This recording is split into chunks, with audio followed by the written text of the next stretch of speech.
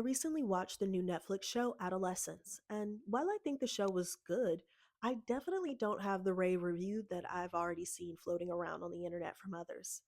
Adolescence is a four-part miniseries inspired by the recent epidemic of knife crime in the UK. It follows a family whose life is turned upside down when their 13-year-old son Jamie is arrested for the murder of his classmate Katie.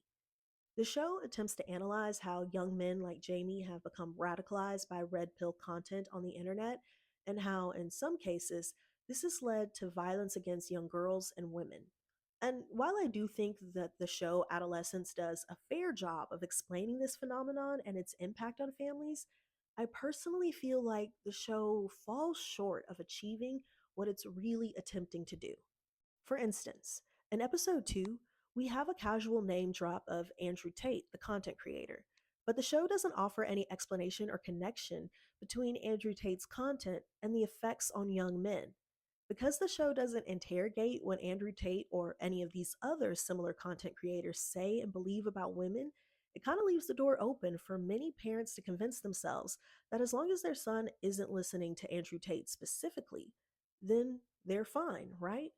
Without pointing out the specific kind of rhetoric that leads to this kind of crime and violence, we're kind of missing a vital piece that many parents who are watching this show desperately need in order to have open communication with their children. But funny enough, the main issue I had with the show Adolescence is kind of highlighted at the end of the second episode, where the female officer working on Katie's case says to her partner that she's already concerned that the media and the community at large are putting too much focus on Jamie and not enough on Katie. She fears that Katie in her life is already getting lost in the narrative, but her partner, a man, tells her, "No, you and I care about Katie, and that's why we're here investigating." But the show Adolescence spends its remaining 2 hours of runtime focusing solely on Jamie and his family. There's actually not one single scene where we see Katie and her family in the fallout.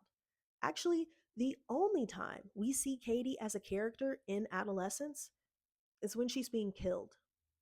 Within the 4 hours of Adolescence, the character Katie is only a victim and never a real life girl. But this flaw with the show, in my opinion, highlights one of the prevailing issues with the conversation about this epidemic of male violence.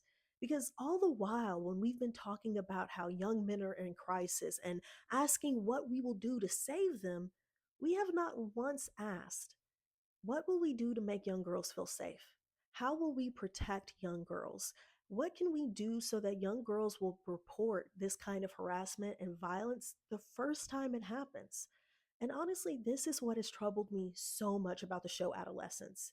And while it is called Adolescence, it probably should have just been called Adolescent Boys, because girls, women, and our stories didn't really exist here.